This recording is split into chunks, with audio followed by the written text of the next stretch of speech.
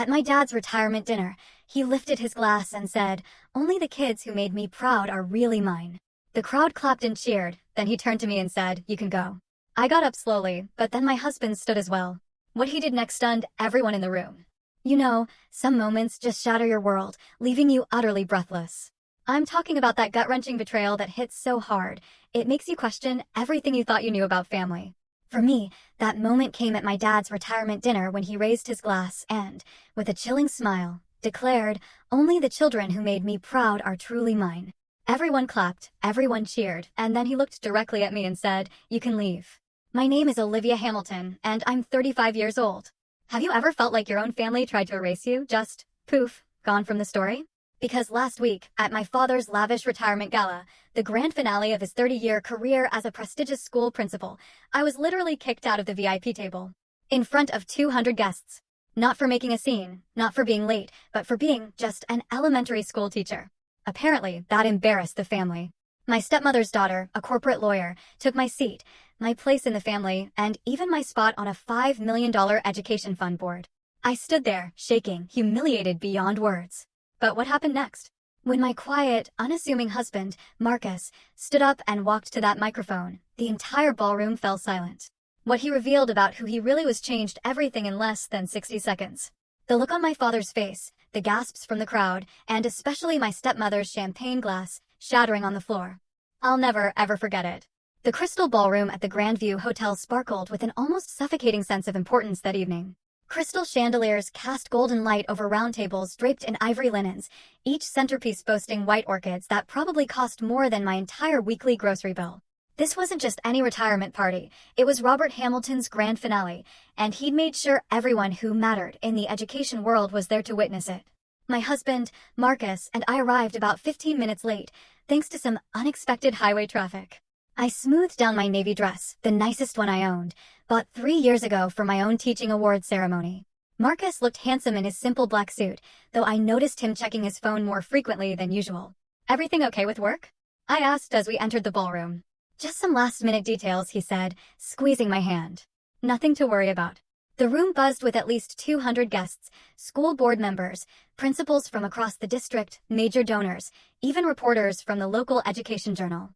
A photographer was already snapping shots near the stage where a massive banner proudly declared, "Celebrating Principal Robert Hamilton, 30 years of educational excellence."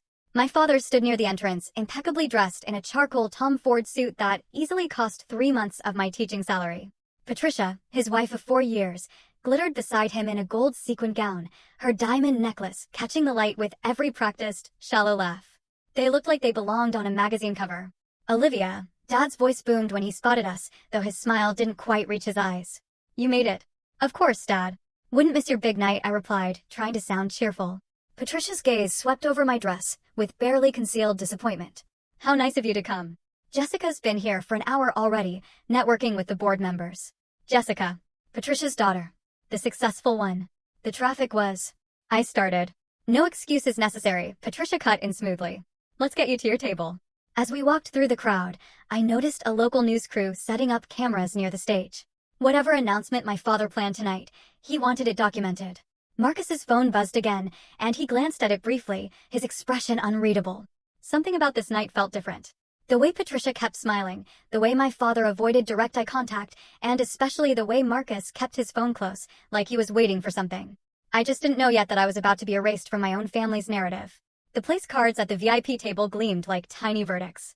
I scanned them twice, then a third time, my stomach dropping with each pass. Robert Hamilton, Patricia Hamilton, Jessica Morrison, David Chin, board members, major donors. No Olivia Hamilton. "There must be some mistake with the seating," I said, trying to keep my voice light, even as a knot formed in my chest. Patricia appeared at my elbow, her smile sharp as crystal. "Oh, didn't Robert tell you? We had to make some last-minute adjustments. Space constraints, you understand." I looked at the table. 8 chairs, 7 cards, one empty seat right next to where Jessica was already sitting, her manicured hand resting on the back of the chair as she chatted animatedly with David Chin, the chairman of the Education Fund Board. "But I am his daughter," I said quietly, the words feeling small and hollow. "Of course you are, dear. You're at table 12 right over there." Patricia pointed to a table near the back, half hidden behind a decorative pillar, with the other teachers from the district. "Won't that be nice?" You'll have so much in common to discuss. Marcus's jaw tightened beside me. This is her father's retirement dinner. And we're so glad you both could come, Patricia responded smoothly, already turning away. Jessica, darling, tell Mr. Chin about your latest case win. Jessica looked up, her smile perfectly practiced. Oh, Olivia, didn't see you there. Don't you look comfortable? Her eyes swept over my 3-year-old dress. Patricia was just telling everyone about my promotion to senior associate, youngest in the firm's history. The words stung exactly as intended. I stood frozen, watching my nameplate's absence like it was a prophecy. My father approached, straightening his tie. Dad, why am I not at your table? He shifted uncomfortably. Patricia thought it would be better for networking if Jessica. She has some connections that could benefit the fund. You understand, don't you? It's just business. Just business. My own father had made my exclusion a business decision. Marcus stepped forward, his voice calm but firm. Where exactly is Olivia supposed to sit? Table 12 is perfectly fine, my father said, not meeting my eyes. Many distinguished educators there. Distinguished educators. Code 4, the people who didn't matter enough for the VIP table. Jessica's laugh rang out as she touched David Chen's arm, discussing something about corporate sponsorships. She was sitting in my chair, living my moment, and everyone seemed perfectly fine with it. Marcus's phone vibrated. He glanced at it, and something flickered in his expression. Was that satisfaction? Come on, I whispered, tugging his arm. Let's just go to table 12. But I couldn't shake the feeling that I'd just been demoted in my own family hierarchy. Table 12 felt like exile. As we made our way through the ballroom, Patricia's voice carried over the classical music. Each word precisely aimed for maximum impact. This is Jessica, my daughter, she announced to a circle of donors. Senior associate at Foster & Associates. She just won a multi-million-dollar case for the Peterson Foundation. A pause. Then, oh, and that's Robert's daughter, Olivia, heading to the back. She teaches elementary school at PS 48, the public one.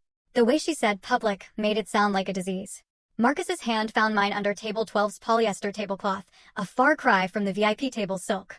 Around us sat 5 other teachers, all looking slightly uncomfortable in their best clothes, clearly aware they were the bargain seats at this premium event. 3rd grade, right? Asked Mrs. Chin, a middle school math teacher. I heard you won Teacher of the Year last year. I did, I said, managing a weak smile. That's wonderful, she replied. But we both heard the unspoken truth. Wonderful, but it didn't get you to the VIP table. From across the room, Jessica's voice rang out confidently as she discussed international tax law with someone from the mayor's office. Every few minutes, Patricia would gesture in her direction, making sure everyone knew that that was her daughter, the successful one. My father worked the room, and I counted. He introduced Jessica to 12 people in 15 minutes. He walked past our table twice without stopping.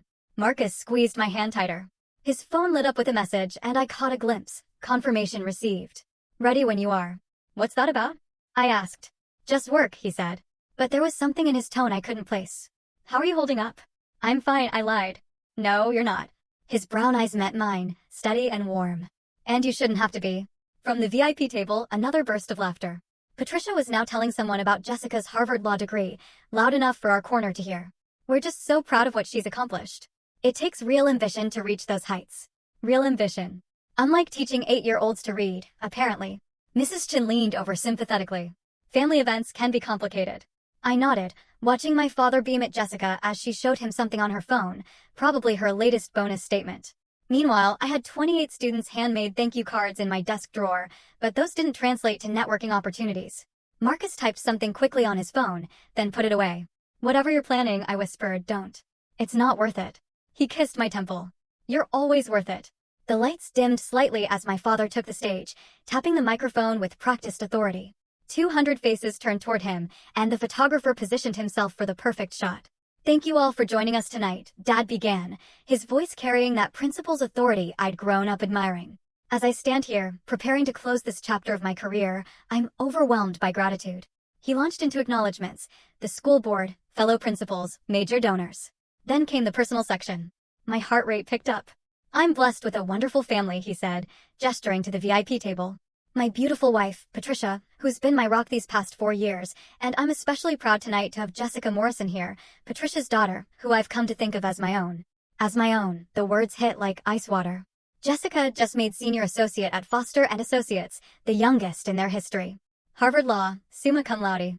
She represents everything we hope education can achieve, ambition, excellence, and the drive to reach the very top of her field. The applause was enthusiastic. Jessica stood, waving graciously, her red designer dress catching every light. The photographer snapped multiple shots. I waited. Surely now he'd mentioned family is everything. But Dad continued, moving on to thank the catering staff. That was it. His other daughter, the one who'd followed in his footsteps into education, didn't merit a mention. 30 years in education, and he couldn't acknowledge the daughter who became a teacher. Mrs. Chen touched my arm gently. That was expected, I finished, surprised by how steady my voice sounded. But inside, memories flooded back. Dad missing my college graduation because Patricia had planned a cruise. Forgetting my birthday 2 years running. The Christmas dinner where Jessica's promotion dominated every conversation while my Teacher of the Year award went unmentioned. You know what? Marcus said suddenly, his voice carrying an odd note. I just remembered something. What? The first time you told me about winning that teaching award, you were so excited you called your dad immediately. He paused. He said he'd call you back. Did he ever? The answer sat between us, heavy as stone. No, he never called back. On stage, Dad was now telling a funny story about his first day as principal. The crowd laughed warmly. He was charming, commanding, everything a leader should be, everything a father should be, except to the daughter who disappointed him by choosing passion over prestige. Marcus's phone buzzed. He read the message, and, for the first time tonight, he smiled. What? I asked. Just remembering why I married a teacher, he said. And why that matters more than anyone in this room realizes. If you've ever felt invisible in your own family, or like your achievements don't matter because they're not flashy enough, let me tell you what happened when things got even worse.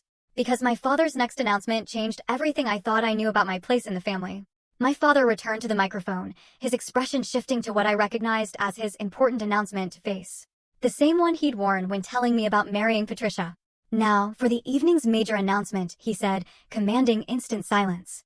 As you know, the Hamilton Education Fund has received a generous commitment of $5 million from TechEdu Corporation. Appreciative murmurs rippled through the crowd. $5 million was substantial, even for this well-heeled audience. This fund will provide scholarships and resources for emerging educational leaders, Dad continued. And tonight, I'm thrilled to announce who will take my seat on the fund's board of directors when I retire. My breath caught. This was it. The position he'd promised me 3 years ago when the fund was first established. Asterisk, when I retire, Olivia, you'll carry on the family tradition, asterisk, he'd said. Your classroom experience will be invaluable. After careful consideration, Dad said, his voice swelling with pride, I'm delighted to announce that Jessica Morrison will be joining the board as my successor. The room erupted in applause. Jessica stood, smoothing her red dress, waving like she just won an Oscar. Patricia beamed, dabbing at her eyes with theatrical precision. I sat frozen, unable to process what I just heard. 3 years of preparation, 2 years of research into teacher scholarship programs, countless proposals I drafted for innovative classroom funding, gone. Jessica brings a unique perspective, Dad continued. Her legal expertise and corporate connections will help the fund grow beyond anything we've imagined. Legal expertise for an education fund to help teachers? Marcus's hand gripped mine so tightly it almost hurt. That position was yours. I know, I whispered, but it was worse than just losing the position. This fund would determine scholarship allocations for hundreds of teachers across the state. Teachers like me who? Jessica had probably never spoken to outside of tonight. She didn't know the difference between Common Core and state standards. She'd never spent a day in a classroom. Furthermore, Dad added, Jessica will be working closely with our primary sponsor, TechEdu Corporation, to ensure their vision aligns with our goals. Their vision, not educators' vision, not teachers' needs, but corporate vision. Mrs. Chin gasped softly beside me. But you're an actual teacher. You understand what we really need. I did, which was exactly why I wasn't chosen. Marcus stood abruptly. Excuse me for a moment. Where are you going? To make a call, he said, his voice carrying an edge I'd never heard before. This changes things. As he walked away, phone already at his ear, I watched Jessica accepting congratulations at the VIP table. My inheritance transformed into her stepping stone. The full weight of what I'd lost hit me as David Chin, the board chairman, stood to elaborate on the position's responsibilities. The board member will oversee allocation of nearly $500,000 annually in teacher scholarships, he explained. They'll determine funding priorities, select recipients, and shape the future of educational support in our state. $500,000 every year for teachers who desperately needed support. I thought about Mrs. Rodriguez at my school, taking weekend shifts at Target to buy classroom supplies. About James, the second-grade teacher who'd started a GoFundMe for special education resources. About my own $200 monthly spending on books and materials. This position could have changed all that. I've prepared a comprehensive proposal, Jessica was telling someone at her table, loud enough to carry, focusing on leadership development and administrative advancement programs. Administrative advancement, not classroom supplies, not teacher retention, not the things that actually mattered to the kids we taught every day. My phone buzzed with a text from Marcus. Need you to trust me. Something important is about to happen. I looked around but couldn't spot him in the crowd. Where had he gone? Patricia's voice cut through my thoughts as she addressed a group near our table, ensuring we could all hear. Jessica's already identified several partnership opportunities with corporate sponsors. Real innovation, not just the same old classroom charity drives. Classroom charity drives. Is that what she thought of our fundraising efforts? 2 years, I said quietly to Mrs. Chin. I've spent 2 years researching teacher burnout, creating retention strategies, designing mentorship programs. We know, she said gently. We all know what you've done for this community. But knowing didn't matter. Not here. Not in this room where success was measured in billable hours and corporate connections. My father was back at the microphone. Jessica will bring fresh perspective to education funding. Sometimes it takes an outsider to see what insiders miss. An outsider. After 30 years in education, he truly believed an outsider would serve teachers better than an actual teacher. My phone lit up with another message from Marcus. Watch David Chin. This is important. I looked toward the VIP table. David Chin was reading something on his phone, his expression shifting from casual interest to sharp attention. He glanced around the room, searching for someone. Before we continue, David said, standing suddenly. I'd like to clarify something about our corporate sponsors. The room quieted. This wasn't part of the program. Patricia looked confused. Jessica's smile faltered slightly. And somewhere in the crowd, my husband was orchestrating something I didn't yet understand. I couldn't sit there anymore, not with 200 people witnessing my erasure. My legs moved before my brain caught up, carrying me toward the VIP table with a determination I didn't know I possessed. Dad, we need to talk. The conversation at the table stopped. 7 faces turned toward me, including Jessica's perfectly composed smirk. Not now, Olivia. His tone carried that principal's authority that used to make students freeze. Yes, now. This can't wait. You're making a scene. Patricia's voice was ice-wrapped in silk. Am I? I kept my voice steady, professional, the same tone I used with difficult parents. Because I thought we were celebrating education tonight. That position was promised to me 3 years ago. Circumstances changed, Dad said, not meeting my eyes. What circumstances? My teaching award? My master's degree? My decade of classroom experience? Jessica laughed, a tinkling sound like breaking glass. Olivia, managing a multi-million-dollar fund requires more than good intentions. You're right, I retorted. It requires understanding what teachers actually need, which is why we need someone with real-world experience. Patricia interjected. Asterisk real-world experience. Asterisk, the words came out sharper than I intended. I teach 28 8-year-olds every day. I buy supplies with my own money. I work 60-hour weeks for $40,000 a year. How much more real does it get? People at nearby tables were turning to watch. Someone had their phone out, recording. This is embarrassing, Dad hissed. You need to leave now. Embarrassing. What was embarrassing was giving an education board seat to someone who's never set foot in a classroom. Security. Patricia called out, raising her hand. 2 security guards started moving toward us. The photographer was snapping pictures. This was it. The moment I became the crazy daughter who ruined her father's retirement. I'm going, I said, backing away. But everyone here should know that Robert Hamilton just chose networking over knowledge, connections over compassion. His legacy isn't education, it's opportunism. Get out. Dad's face was red, his composure finally cracking. You're no longer welcome here. The words hit harder than any slap. No longer welcome.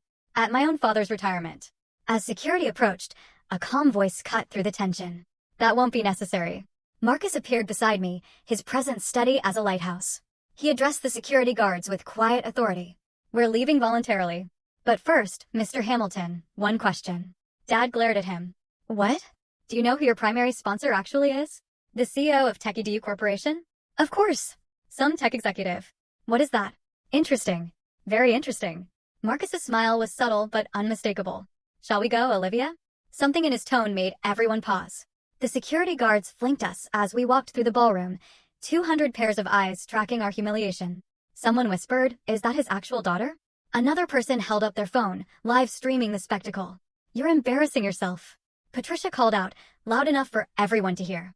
This is what happens when you can't accept your limitations. I stopped walking, turned back.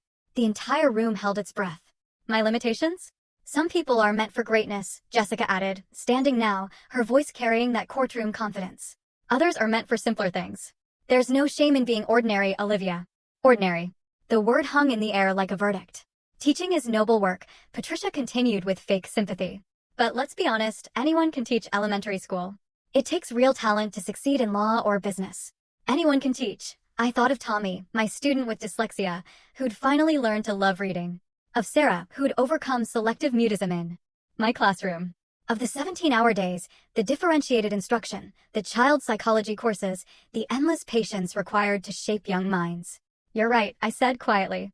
Anyone can stand in front of a classroom. Not everyone can teach. There's a difference. Dad stood up at the VIP table, his face burgundy with rage. Security, escort them out now. Robert, David Chin interjected, perhaps we should stay out of this. David, this is family business. Family business. Being publicly humiliated was family business. The guards moved closer, and one touched my elbow. Ma'am, we need you to leave. Don't touch my wife. Marcus's voice was still wrapped in velvet. The guard immediately stepped back. Or what? Dad challenged. You'll both leave. Please do. Jessica's announcement is the only one that matters tonight. Marcus pulled out his phone, typed something quickly. You're absolutely right, Robert. Jessica's announcement does matter. In fact, it matters to quite a few people. What's that supposed to mean? Patricia demanded. You'll find out. Marcus pocketed his phone. David, you might want to check your email. I just sent you something important. David Chin frowned, pulling out his phone. His eyes widened as he read. What did you? Dad started. Nothing that wasn't already in motion, Marcus said calmly. Olivia, let's go. We don't need to be here for what happens next. As we walked toward the exit, I heard David Chen's urgent voice. Robert, we need to talk now. The last thing I saw was my father's confused face as David Chen showed him something on his phone, and Patricia's perfectly composed expression beginning to crack. We were almost at the ballroom doors when Marcus stopped abruptly. Actually, I've changed my mind. He turned back toward the room, his stride purposeful. I'd never seen him like this. Usually, my husband was the quiet one, content to support from the sidelines. But something had shifted. Marcus, what are you doing? Something I should have done the moment they changed your seat. He walked straight to the stage, taking the stairs 2 at a time. Excuse me, Mr. Hamilton, Marcus said into the microphone, his voice carrying that same calm authority I'd heard him use on conference calls. One quick question before we go. Dad looked ready to explode. Get off that stage. Just one question. You mentioned TechEDU Corporation is providing $5 million to your fund. That's quite impressive. Do you know much about TechEDU? What kind of question is that? Patricia shrieked. Security. But David Chin raised his hand, stopping security. Let him speak, Robert. This is relevant. Marcus continued, unruffled. TechEDU specializes in educational technology for underserved schools. They believe every child deserves quality education regardless of zip code. He'd said. Fascinating company history. Actually, Marcus continued conversationally. Founded 5 years ago by someone who watched his mother struggle as a public school teacher. She spent her own money on supplies, worked weekends without pay, never got the recognition she deserved. Sound familiar? The room was dead silent now. Even the catering staff had stopped moving. The founder promised himself that when he had the means, he'd support teachers properly. Not with empty words or photo ops, but with real resources. Marcus looked directly at my father. That founder believed teachers like Olivia, the ones who stay late tutoring struggling students, who spend their summers designing innovative curricula, who see potential where others see problems, those teachers deserve more than a seat at the back of the room. What's your point? Dad demanded, though his voice had lost its edge. My point is that TechEDU's funding comes with specific conditions. Values alignment, they call it. The company is very particular about who manages their donations. David Chin was typing furiously on his phone now, his expression increasingly alarmed. Marcus, I whispered, pieces clicking into place. The conference calls he took in his home office, the educational journals on his nightstand, the way he always knew exactly what my classroom needed. The contract terms, Marcus said, his voice still conversational, are quite specific about the kind of leadership TechEDU expects. Strange that you didn't review them more carefully. My father's face had gone from red to pale. You're not. You can't be. Marcus smiled. It wasn't a cruel smile, just matter of fact. Interesting assumptions, Mr. Hamilton. David Chin stepped forward, his phone in hand, voice urgent. Robert, we need to discuss this immediately. The contract specifications. What contract specifications?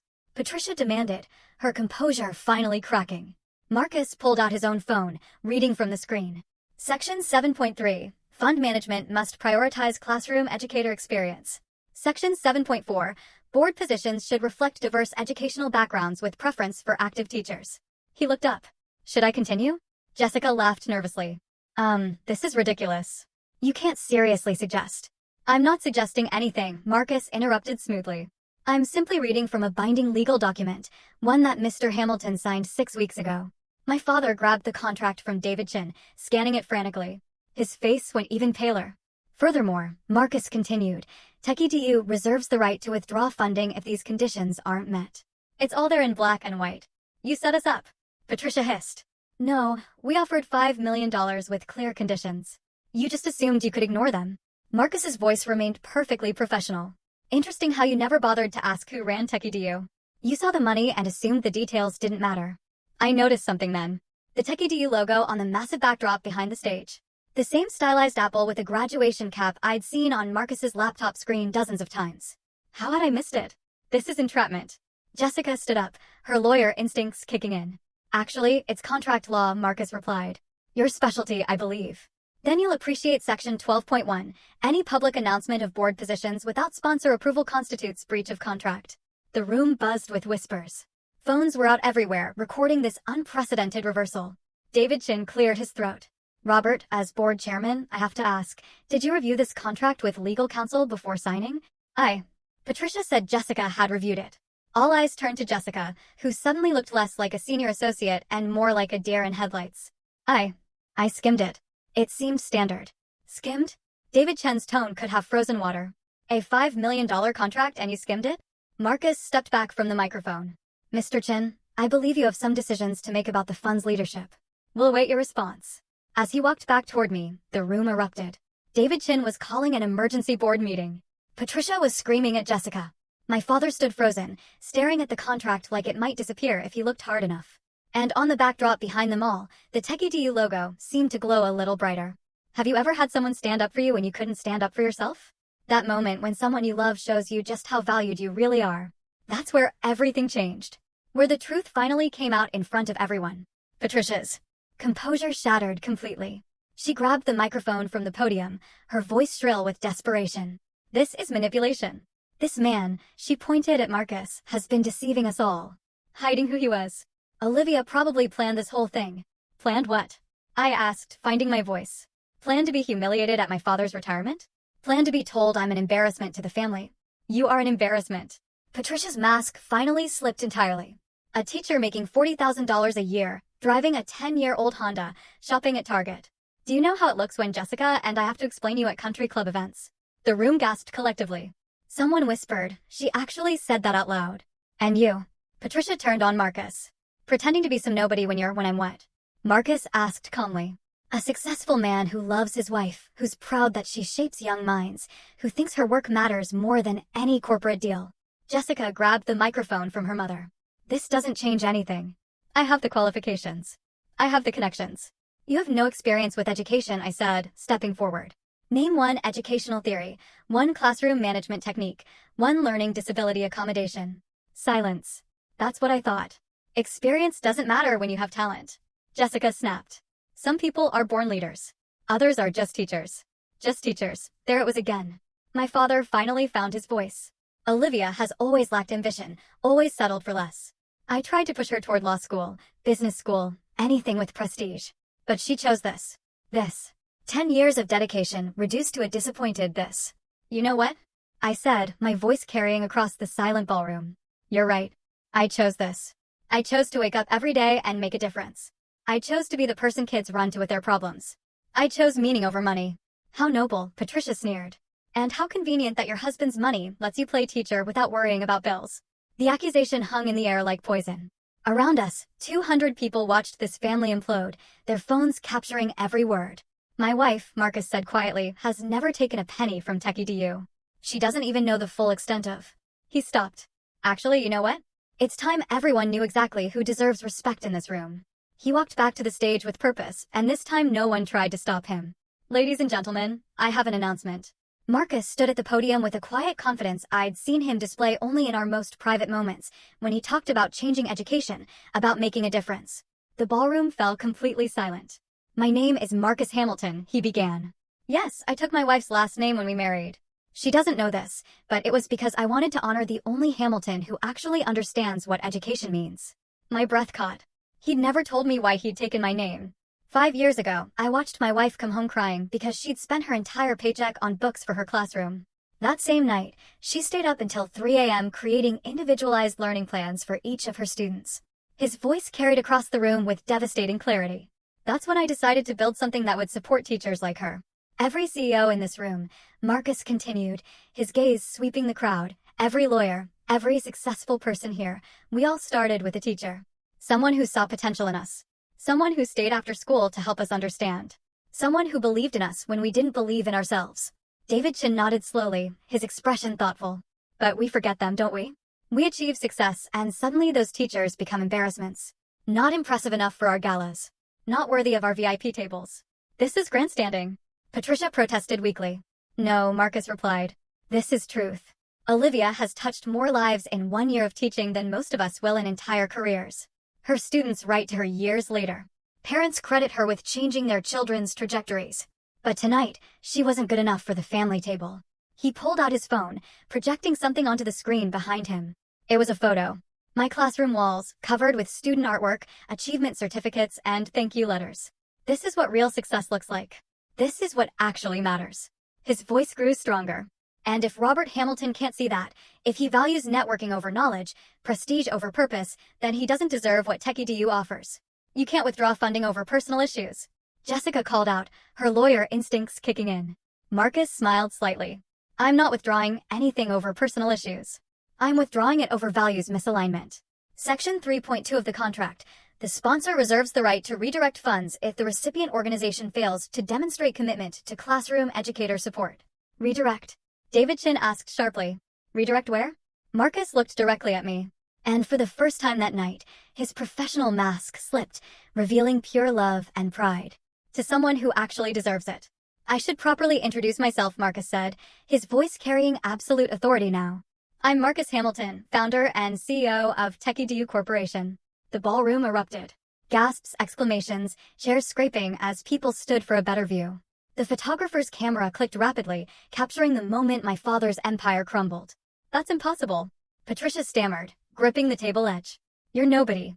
You drive a Honda Civic. You shop at Costco. I do, Marcus agreed. Because I'd rather put money into classrooms than into status symbols. Revolutionary concept, I know. My father had collapsed into his chair, his face ash gray. You've been lying to us for 7 years. I never lied. You never asked. You assumed a quiet man who supported his teacher wife must be unsuccessful. Your prejudice blinded you. Jessica's phone rang. She answered reflexively, her face draining of color as she listened. I understand. Yes, sir. She hung up, looking stunned. That was managing partner Richardson. Foster and Associates wants to discuss the firm's reputation risk. What? Patricia shrieked. The live stream of tonight has already hit 50,000 views. Someone called out. It's trending. David Chin stepped forward. Mr. Hamilton. Marcus, as board chairman, I need to know your intentions regarding the fund. Marcus never broke eye contact with my father. TechEdu Corporation is withdrawing all funding from the Hamilton Education Fund. Effective immediately. You can't. My father roared, finally finding his voice. We have a contract, which you violated the moment you announced Jessica's appointment without sponsor approval. Your own lawyer should have caught that. He glanced at Jessica. Oh wait. The irony was devastating. Jessica's incompetence had given Marcus the perfect exit clause. Furthermore, Marcus continued, I'm establishing a new fund, the Olivia Hamilton Excellence in Teaching Foundation. $5 million managed by actual educators for actual educators. The teachers at table 12 started applauding. Then table 11 joined. Soon half the room was clapping. All the educators who had been relegated to the back. All the ordinary people who actually understood what mattered. David, Marcus addressed the board chairman. I'd like you to consider chairing the new foundation. We need someone with your integrity. David Chin looked between Marcus and my father, his decision clear. I'd be honored. This is theft. Patricia screamed. We'll sue. Please do, Marcus said calmly. I'm sure the publicity will be wonderful for everyone involved. Principal's wife calls teachers' embarrassments has such a nice ring to it. My father stood slowly, his dignity in tatters. His legacy destroyed in minutes. Olivia, you've ruined everything. But I wasn't looking at him anymore. I was looking at my husband, the man who just revealed himself as my fiercest protector, my quietest champion. Effective immediately, Marcus announced, his voice carrying the finality of a judge's gavel. TechEdu Corporation withdraws all funding from the Hamilton Education Fund. The words echoed through the ballroom like thunder. $5 million gone in a single sentence. You can't do this. My father lurched toward the stage. That money was promised, the announcements were made, the programs were planned. Plans change, Marcus said, echoing my father's earlier words back to him. Isn't that what you told Olivia about her board position? David Chin was already on his phone, likely calling an emergency board meeting. Other board members huddled together, their whispers urgent and panicked. This is vindictive, Jessica accused, her voice shaking. You're punishing a fund that helps children because of a family dispute. No, Marcus corrected. I'm redirecting resources to people who actually understand education. The contract explicitly states that TechEDU funds must support classroom educators. Giving control to someone who's never taught violates our core mission. She was going to learn.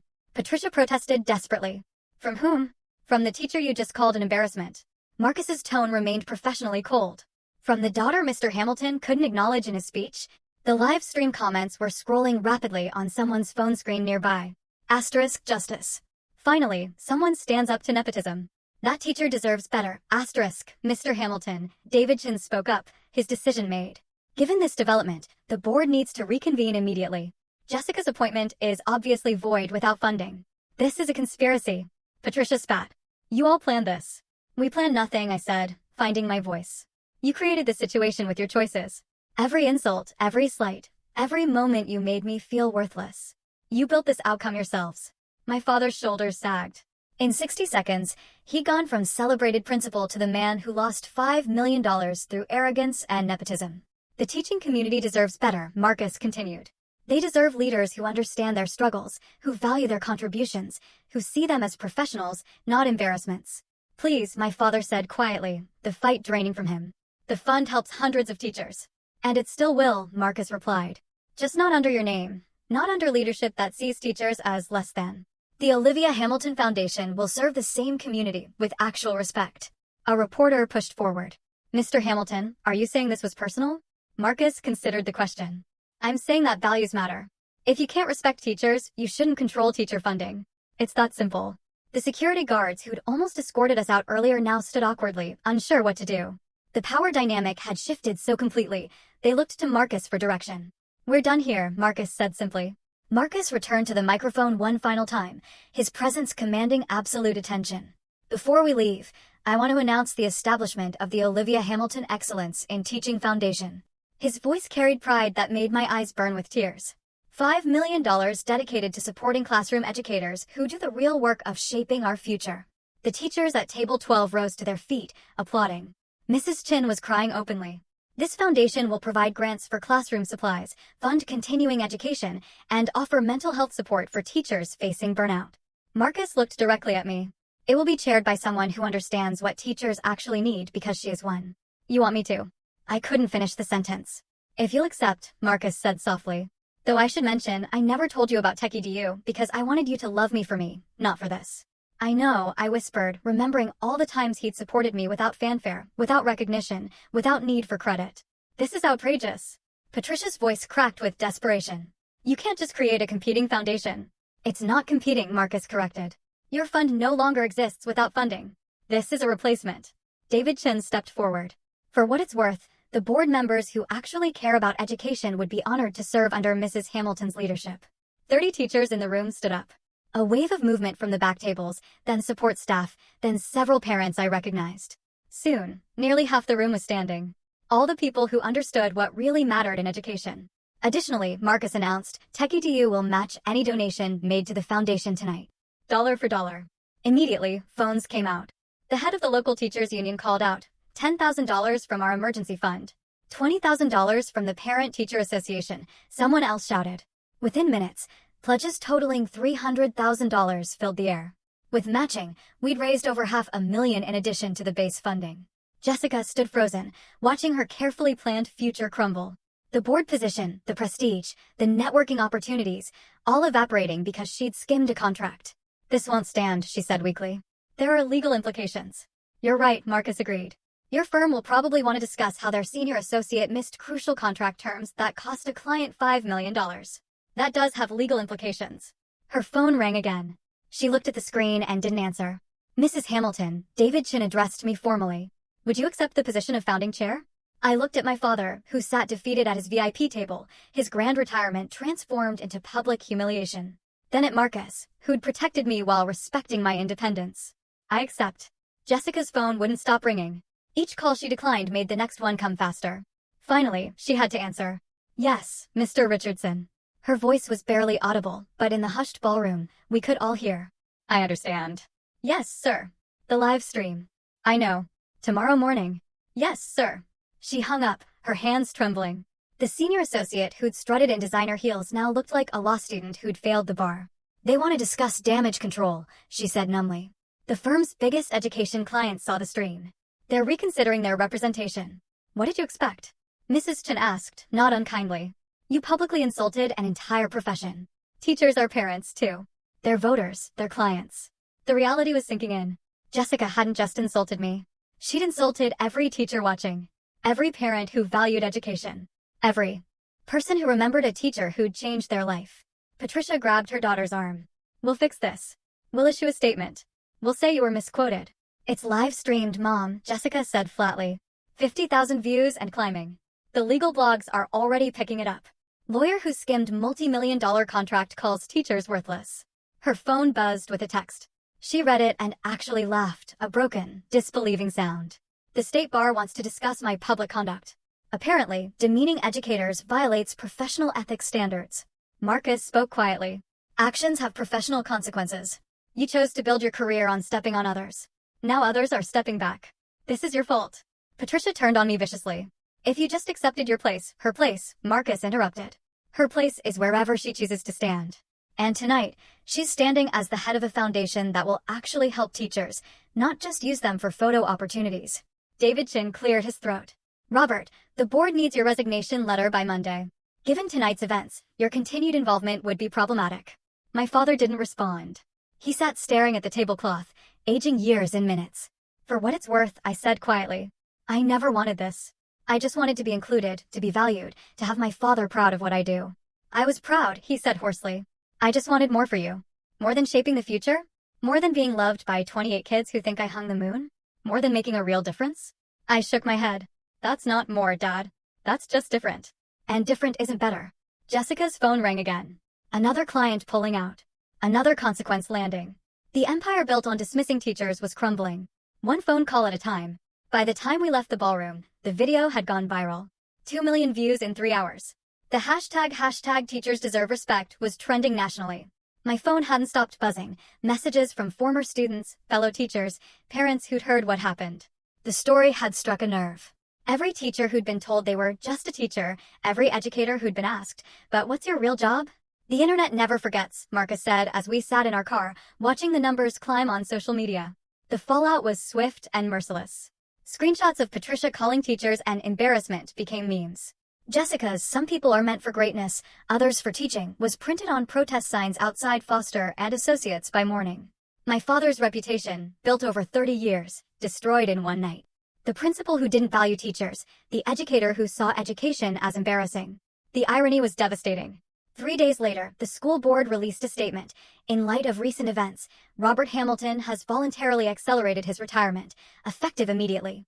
Voluntarily. We all knew what that meant. Patricia and Jessica moved to Connecticut within the month. Jessica's partnership track at Foster and Associates had been indefinitely postponed. She took a position at a small firm specializing in real estate law. No more education clients, no more prestigious cases. Her LinkedIn profile no longer mentioned Harvard Law in the first line. But the positive responses overwhelmed everything else. Teachers from across the country sharing their stories. Parents thanking me for standing up. Students, so many students, saying their teachers deserved better. The Olivia Hamilton Foundation received over 50 corporate sponsorship offers in the first week. Companies wanted to be associated with respecting teachers, not dismissing them. We had to hire staff just to process the applications. You know what the ironic part is? I told Marcus, as we reviewed foundation applications. Dad spent 30 years in education. But he'll be remembered for disrespecting educators.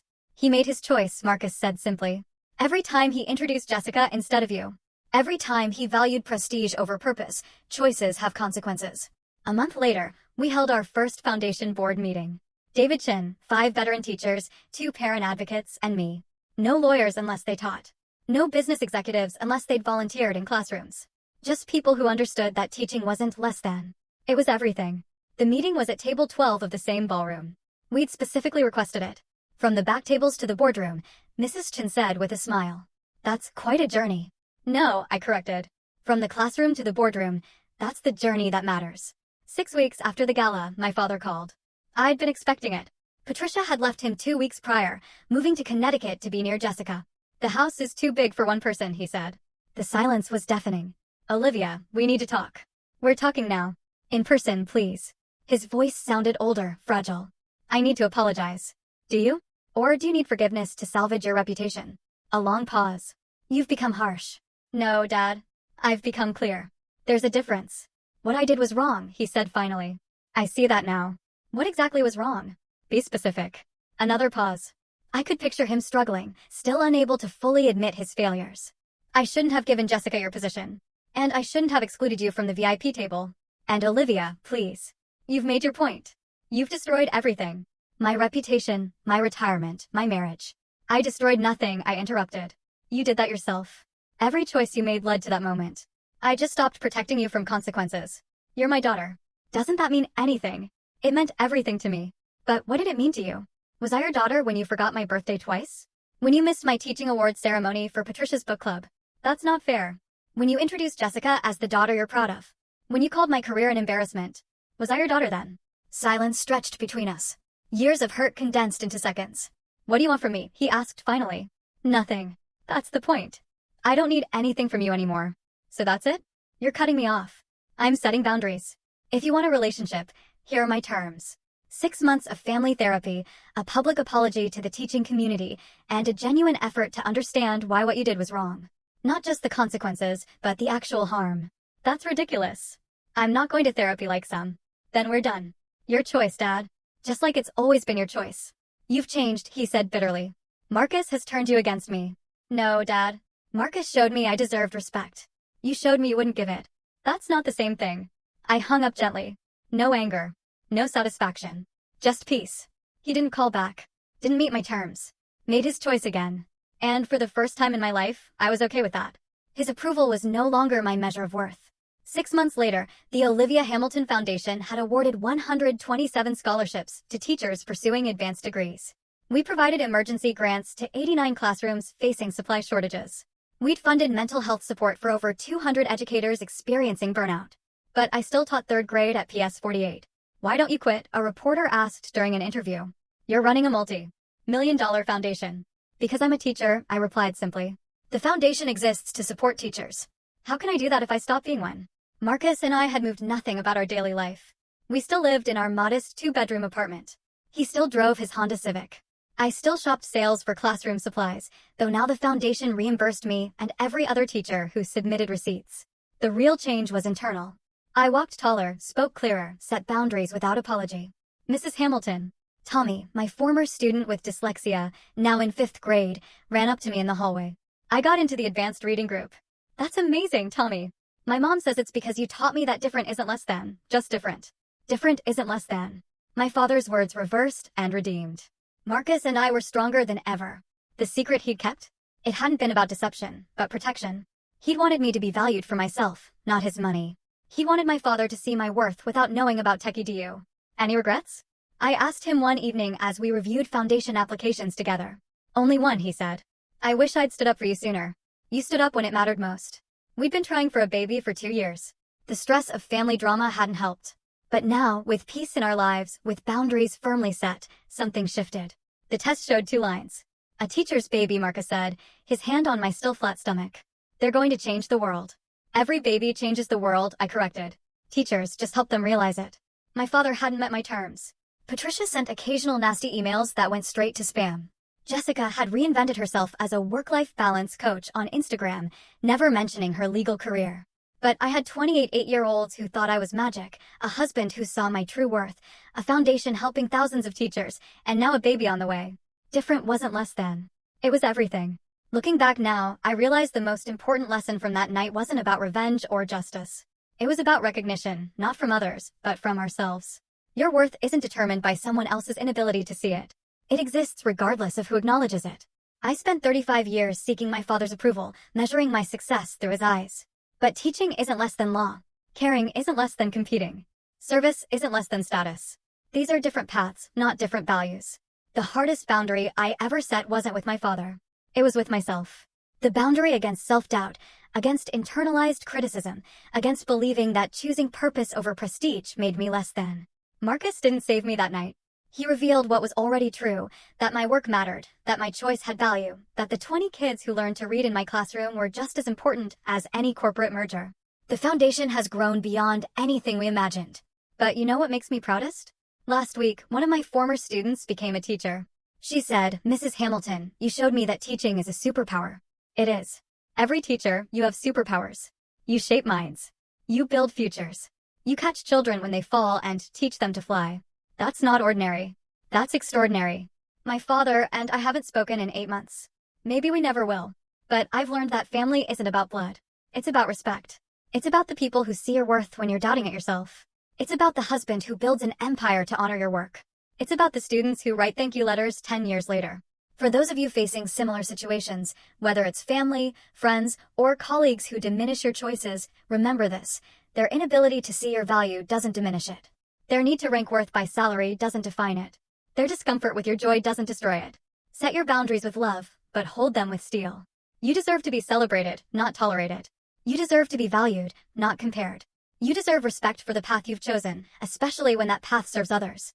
And sometimes, just sometimes, the universe conspires to give you a Marcus, someone who sees you, values you, and when necessary, reveals the truth about your worth to the world. But even if it doesn't, even if you're standing alone at table 12 while others sit at the VIP table, remember that your worth isn't determined by your seat assignment. It never was.